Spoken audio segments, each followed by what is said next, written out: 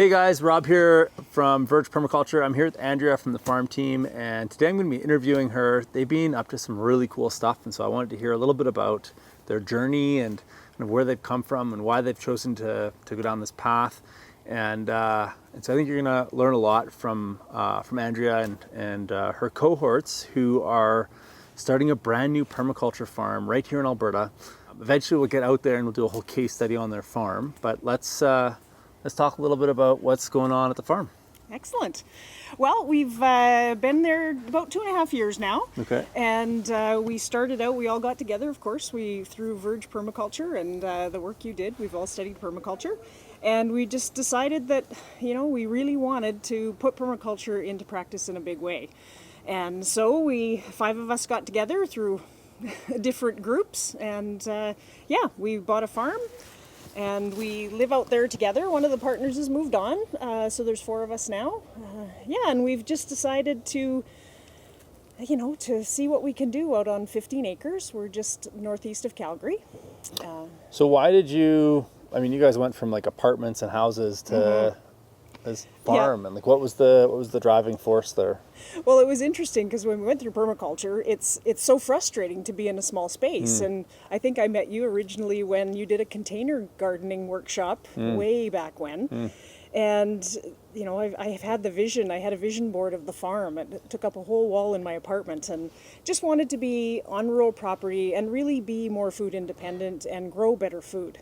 Because the food we get in the grocery store just doesn't have the nutrition that we're looking for. And like lots of people had health challenges and really wanted to do something better with my hands. I was at a desk job at the time working in the oil industry, and it was pretty miserable. So we got together a group and started visioning what we could do, and we ended up with 15 acres. So what's that been like? That transition from going from city hamster wheel, so to speak, to farm hamster wheel now. What's that? And hopefully not as much of that hamster wheel, but what's that been like for you guys? It's a mixed blessing. It's been there's a lot of work, and really the dimensions of farming that I really wasn't expecting is how much administration there was. I've always been really good at that kind of thing. I'm a bookkeeper, so I've got those skills. But the marketing and the order management and the customer management was really a bit of a surprise. I really expected to get out there and have my hands in the dirt and really be just looking after animals and doing that thing, and finding a whole other set of skills. It's not skills we don't have within the team. It's just more than I thought it was going to be. I think that's true of any business though, actually. People go into business to do more of what they love, and they end up realizing that they have to do more of the stuff they weren't doing when they were working because somebody else was doing it, right? Yeah.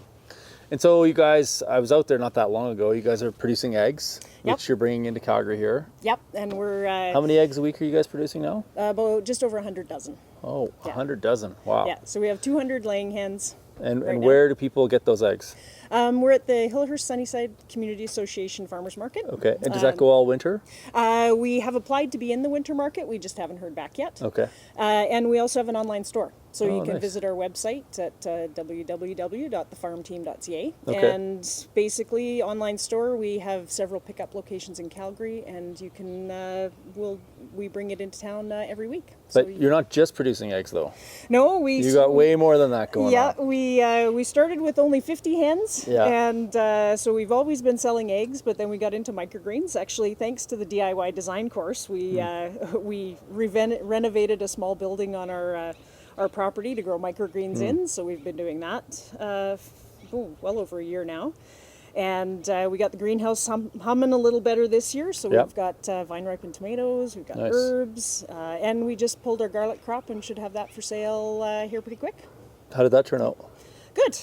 Yep, the soil out there is really quite good. So So yeah, we're happy with the harvest. Okay, and then Yeah, chickens. chickens. So yes, this is the big thing we've gotten into in a big way this year. Yeah. We did smaller batches just to kind of make sure we knew how to grow a chicken, and and so yeah, we now have 600 broilers. Okay. We renovated a whole barn this year. Yeah. It was the barn's 4,000 square feet, so we gave part of the side to the 200 laying hens, and the other half, actually over half, to the broilers. So they have lots of space, and it's all nicely climate controlled, and we can, because really you have to be mother hen with them because they come as chicks. We just got new chicks yesterday. You forget how small they are. they're 40 grams when you get them. And so you have to make sure their environment's good, and you have to make sure you get all the nutrition in them that they need, and shepherd them all the way to where they provide us with nutritious food.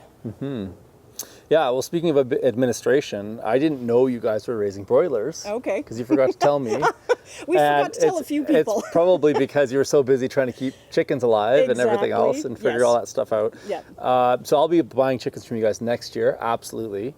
And I asked Andrea to come into town today and have this conversation with me because we are getting hundreds of emails from people, phone calls, and I'm having conversations every day about simple stuff like food security. And it's not simple, it's complex, and it's scary to think that we actually have to start thinking about this now. I mean, we've lived in a fairly food secure place for a long time.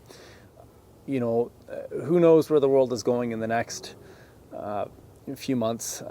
There's already conversations about another lockdown, and with all the money that's being printed. And so it's really important to me that, that we're doing everything we can as Verge to support our students, but also local producers. And these guys have put their hard-earned on the table to make sure that there is a local food supply, at least contribute to the local food supply in Calgary and around Crossfield? Linden, okay. Yeah.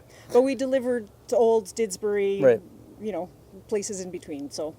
Yeah, and so it's really inspiring when folks kind of get on with this, and we really are seeing a resurgence back into these types of systems, homestead, small farm type stuff, and it's great to have you come and talk about that stuff. And so if you are interested in getting eggs, herbs, microgreens, chickens, you guys are just starting your broiler sales right now, right? Yeah.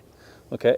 I will leave a link to their website in the show notes below, and get in touch with them. Go get some chickens. Fill your freezer up. It's really important. Just as a kind of point of reference, I try and have 1 cow, 2 pigs, and 50 chickens in my freezer at the beginning of the winter every year. And when I do the math on that, that means that my family can eat nutritious, nutrient-dense proteins and fats all winter long, right into the next summer. And the cost is not that much more. Yes, you have to put some money up front, but that means that you've got a supply source of food for the next 6 to 8 months. And it does mean you have to plan a little bit. You got to take the chicken out to thaw it. You can't just go to the store and buy a fresh chicken on styrofoam. But I guarantee you, once you've had a chicken that's grown like this, you will never buy styrofoam chicken again. Anyways, do you have any last thoughts?